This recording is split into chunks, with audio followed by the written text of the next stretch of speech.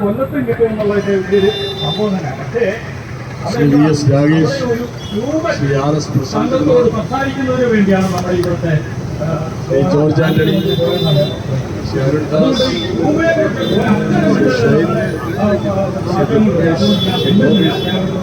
ശിശി അടക്കമുള്ള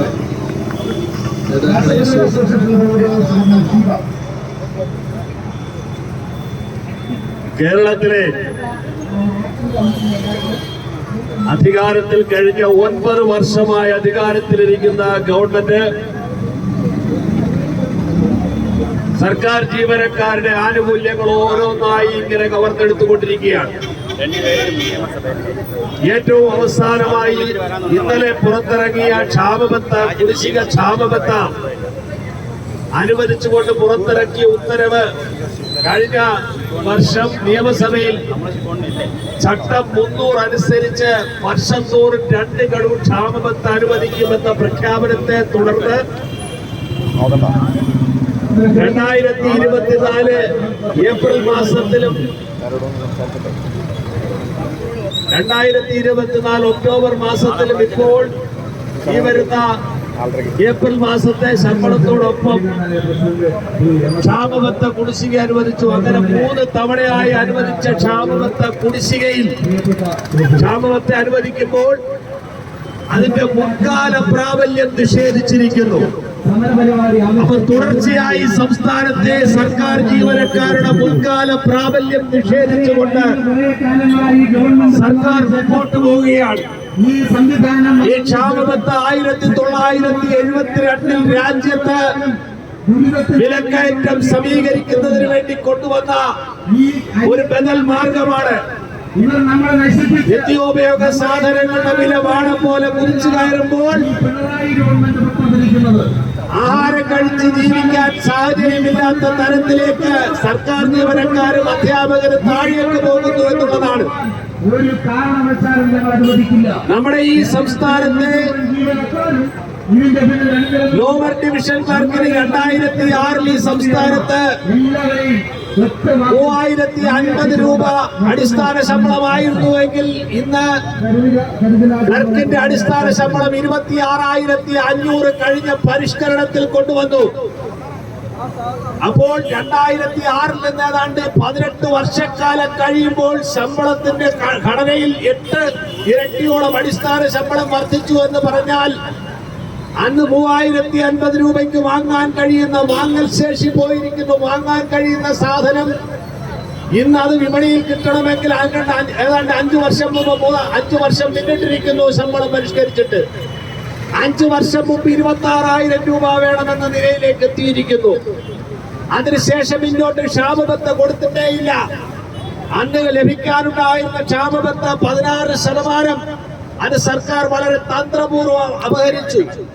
അത് ഈ വരുന്ന ബഡ്ജറ്റിൽ ഇപ്പോൾ അവതരിപ്പിച്ച ബഡ്ജറ്റിൽ പറഞ്ഞു വീണ്ടും അതിന്റെ ലോക്കിംഗ് പീരീഡ് എടുത്ത് മാറ്റുമെന്ന് പറഞ്ഞു.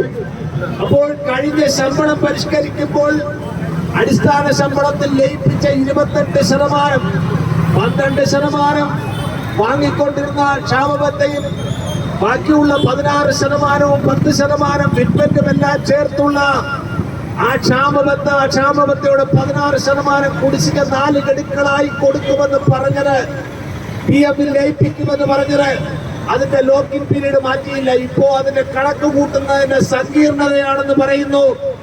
ആ ലോക്കിംഗ് പീരീഡ് എടുത്ത് മാറ്റും 50% പിൻവലിക്കാനുള്ള സാഹചര്യം ഒരുക്കുമെന്ന് പറയുന്നു. അപ്പൊ കാര്യം വളരെ വ്യക്തമാണ്. 1-ാം തീയതി ആകുമ്പോൾ ട്രഷറിയിലെ സെർവറുകൾ, സംസ്ഥാന ഗവൺമെന്റിന്റെ സെർവറുകൾ കേടാകും.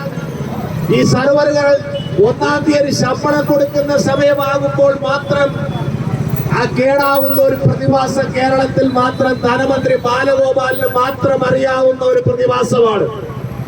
അപ്പോൾ പല വേലത്തരങ്ങളും കാണിക്കുന്നതിന്റെ ഭാഗമായി ഇങ്ങനെ ലോക്കിംഗ് പീരീഡ് അതിപ്പോ മാറ്റിക്കൊടുക്കുമെന്ന് പറയുക. ചട്ടം 300 അനുസരിച്ച് വർഷം തോറും 2 ഗഡു ക്ഷാമബത്ത 1972 മുതൽ ഈ രാജ്യത്ത് അനുവദിക്കുന്നത്. ഇവിടെ വന്നിട്ട് പറയുക അത് ഞങ്ങളിങ്ങനെ ചട്ടം 300 അനുസരിച്ച് 2 എണ്ണം കൊടുക്കുമെന്ന് പറയുക.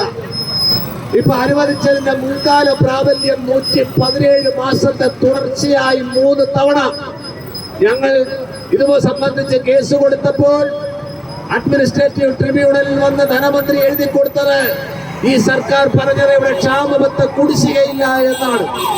അനുവദിച്ചാൽ മാത്രമേ കുടിശ്ശിക ഉണ്ടാവൂ എന്ന വിചിത്രവാദം പുറപ്പെടുവിച്ചു.